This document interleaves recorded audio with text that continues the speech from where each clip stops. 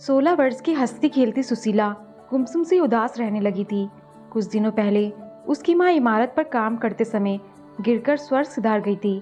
पिता तो पहले ही स्वर्ग सिधार चुके थे।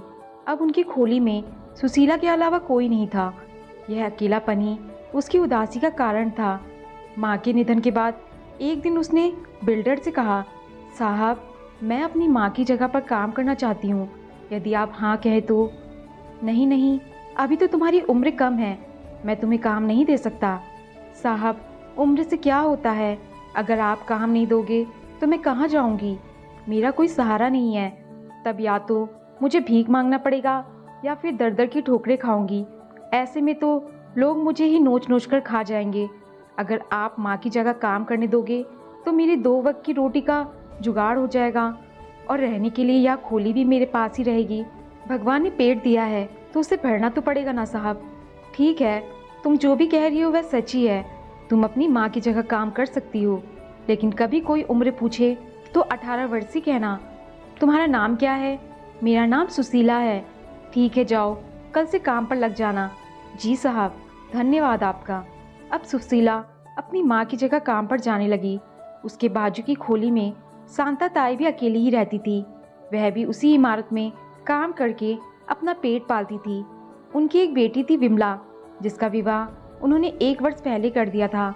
सुशीला काम मिलने के बाद अब खुश रहने लगी। जब कभी उसे समय मिलता वह शांता ताई के पास आना जाना करती रहती थी। शांता ताई भी उसे बहुत पसंद करती थी। शांता ताई को पता चला कि उनकी बेटी विमला का पति आए दिन उसे मारता रहता है। माँ का दिल भला फिर कहाँ मानने वाला था, इसलिए वह कुछ दिनों के लिए अपनी बेटी के घर चली गई। उन्होंने सोचा कि वहाँ जाकर उन्हें समझा बुझा कर आऊँगी, शायद बात बन जाए। शांता ताई ने वहाँ जाकर अपने दामाद को बहुत समझाया और अपनी बेटी विमला को हिम्मत दिलाकर वहाँ लगभग 10-12 दिन में वापस आई। वापस आने के बाद कुछ ही दिनों में उन्होंने महसूस किया कि सुशीला बदल गई है। अब वह बिल्कुल पहले जैसी नहीं है। उसकी हंसी खुशी मानो उसे तन्हा छोड़कर कहीं चली गई है। उदासी उसकी नई साथी बन गई है। एक दिन उन्होंने सुशीला से पूछा, सुशीला, क्या कोई परेशानी है? तुम इतनी उदास क्यों हो? सब ठीक तो है ना? हाँ हाँ शांता ताई, सब ठीक है, बस माँ की याद आ जाती है, इसलिए मन उदास हो जाता है। बेटा, माँ की याद आना तो स्वाभाविक ही है, पर कब तक इस तरह दुखी और उदास रहोगी? वह तो हमारे मालिक बहुत अच्छे हैं, जो तुम्हारी उम्र कम होने के बाद भी उन्होंने तुम्हें काम पर रख लिया, वरना दुख में कौन साथ देता है। हमारे मालिक बड़े दयालु हैं, भगवान उन्हें सुखी रखे। सुशीला चुपचाप ताई की बातें सुनती रही, फिर बिना कुछ बोले वहाँ से अपनी खोली में चली गई। शांता ताई मन ही मन सोच रही थी, बच्ची है, नादान है, माँ के जाने का गम अब तक भूल नहीं पा रही है। फिर आदत भी तो नहीं है ईंट उठाकर ऊपर तक लेकर जाने की, बेचारी थक भी तो जाती होगी। धीरे धीरे 5 माह गुजर गए। अब सुशीला का शरीर बदल रहा था। वह साड़ी का बड़ा पल्लू लेकर अपने पेट को छुपा लेती थी, लेकिन बाजू में रह रही अनुभवी शांता ताई समझ गई कि दाल में कुछ काला है। सुशीला की उदासी का कारण माँ नहीं, कुछ और ही है। शांता ताई ने सुशीला को ध्यान से देखा। वह यह भी समझ गई कि इस बात को छिपाकर इसका अंत कर सके। वह समय बीत चुका है, अब कुछ नहीं हो सकता। सुशीला से इस बारे में कुछ भी पूछने की हिम्मत वह जुटा नहीं पा रही थी, लेकिन वह सुशीला का ध्यान जरूर रखने लगी। वह समझती थी अकेली नादान बच्ची है, जरूर किसी ने उसने बहला फुसलाकर उसके साथ यह पाप किया है। भगवान उस पापी को कभी माफ नहीं करेंगे। आखिर एक दिन शांता ताई ने सुशीला से पूछ ही लिया, बिटिया कौन है वह? उसका नाम बता दो तो उसके साथ तुम्हारा ब्याह करवा देती हूँ। सुशीला ने इस प्रश्न का उत्तर नहीं दिया। ताई ने कई बार कोशिश की उस व्यक्ति का नाम जानने की, पर सुशीला ने उसके होठों को मानो सुई धागे से सिल ही लिया था। शांता ताई पूछ पूछ कर हार गई, किंतु सुशीला के होठों का एक टाका भी वह खोल ना पाई। रत्ना पांडे व दोडरा, गुजरात स्वरचित और मौलिक गर्भवती सुशीला ईंटों से भरी तगड़ी सर पर लेकर सीढ़ियाँ चढ़ती और उतरती रहती। समय बीतता गया। हंसती खेलती सुशीला का अल्हड़पन जाने कहाँ गुम हो गया। माँ बनने की उम्र नहीं थी उसकी, लेकिन किसी ने उसकी गरीबी का फायदा उठाकर वक्त से पहले उसे इस मुकाम पर लाकर छोड़ दिया था, वह भी सिर्फ कुछ पलों को अपने स्वार्थ के लिए। ईंटों की टागड़ी ऊपर ले जाते समय एक दिन सुशीला को प्रसव पीड़ा शुरू हो गई। वह वहीं पर तागड़ी छोड़कर किसी तरह से अपनी खोली में आई। सीढ़ियों पर ईंट की तागड़ी पड़ी देखकर शांताताई का माथा ठनका। उन्होंने इधर उधर देखा तो सुशीला उन्हें कहीं दिखाई नहीं दी। वह तुरंत ही खोली पर आई। वहां आकर उन्होंने देखा सुशीला पसराव पीड़ा से कराह रही थी। अपने अनुभव का पूरा जोर लगाकर उन्होंने कमसिन सुशीला की सफलतापूर्वक डिलीवरी करा दी।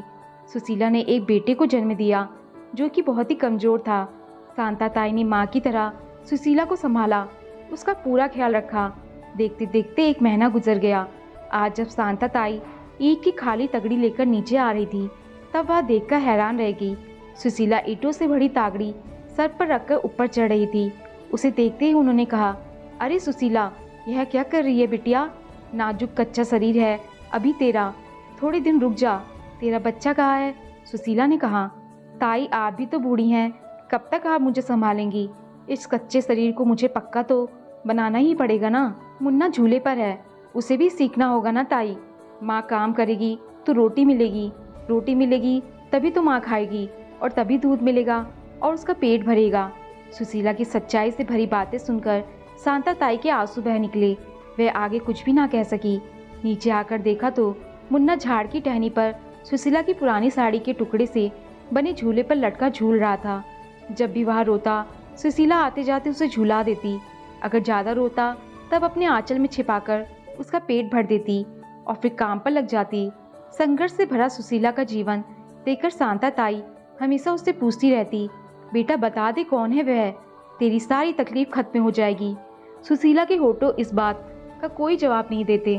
शांताताई सोचती आखिर वह कौन था जिसने सुशीला की जिंदगी बर्बाद कर दी और खुद कहीं जाकर छुप गया। एक कुंवारी माँ बनने की कड़वे सच से वह हर रोज गुजर रही है। शांताताई जानती थी कि सुशीला का संघर्ष बहुत लंबा है। वह यह भी जानती थी कि सुशीला शक्तिशाली नारी का स्वरूप है। वह इस संकट के समय का सामना भी डटकर लेगी। उधर शांताताई की बेटी जो कि गर्भवती थी, अपने पति के जुर्म सहते सहते जीवन से निराश हो चुकी थी। थक हार कर वह शांताताई के पास वापस आ गई। सुशीला की उससे गहरी दोस्ती थी।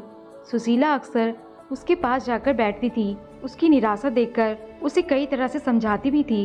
विमला का 5वां महीना चल रहा था। एक दिन उसने सुशीला को बताया, सुशीला, मेरा पति बहुत ही निर्दयी है। वह कह रहा था कि यदि बेटी जनेगी तो मैं उसे मार डालूंगा।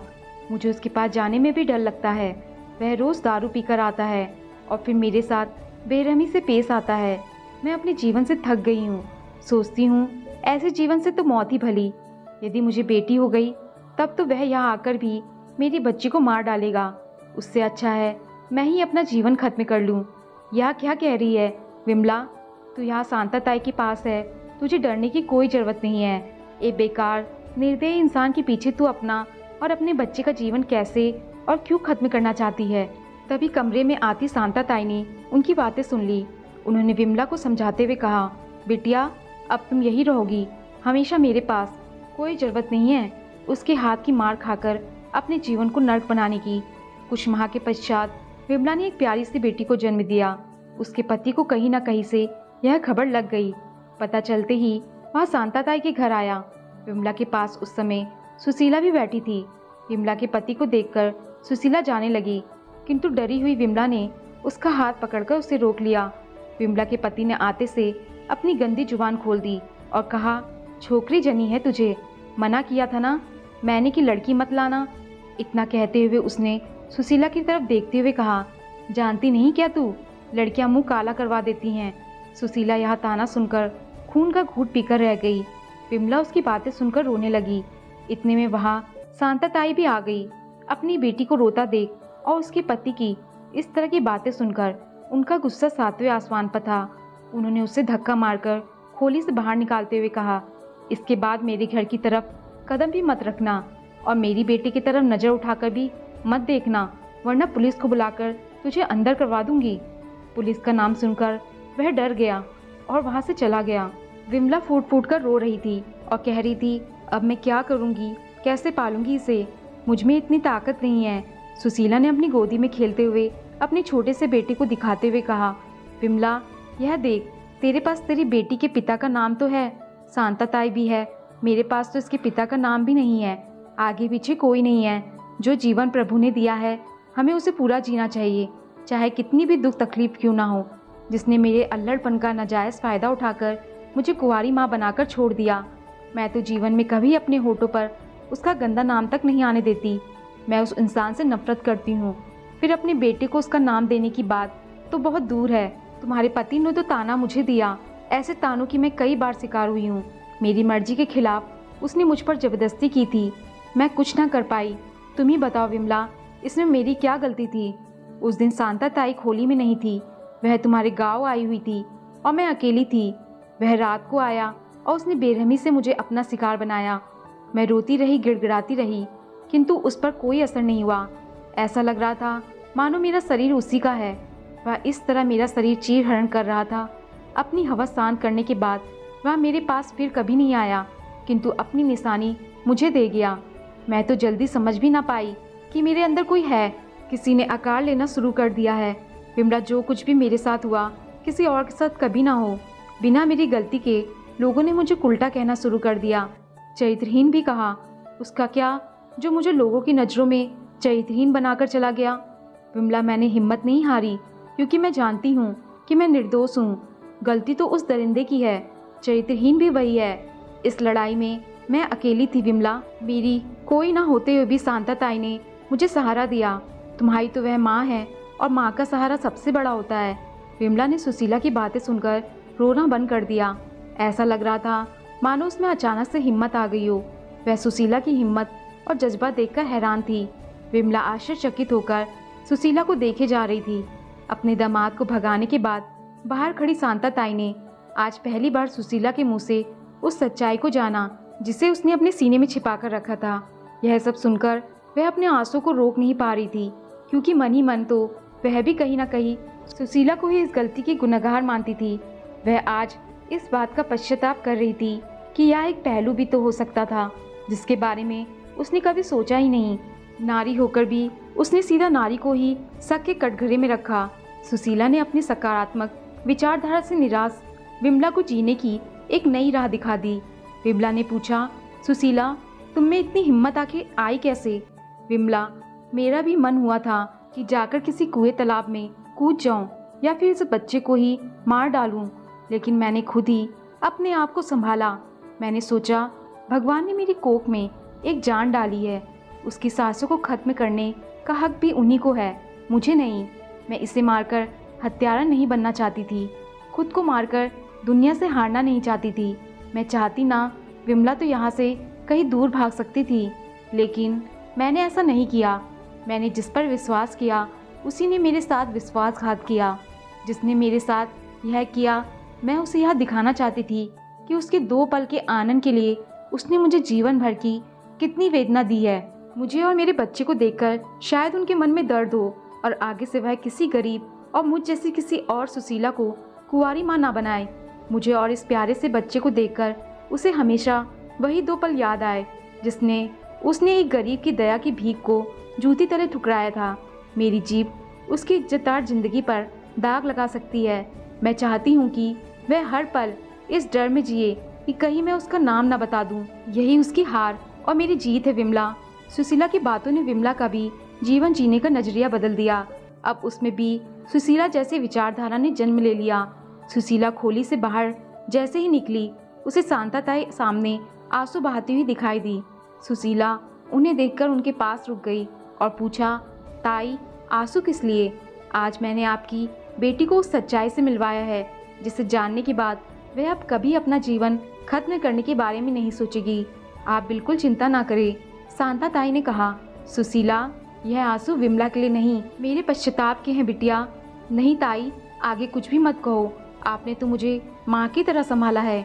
यदि आप नहीं होती तो मेरी यह राह और भी कठिन हो जाती। इतना कहकर सुशीला अपनी खोली में चली गई।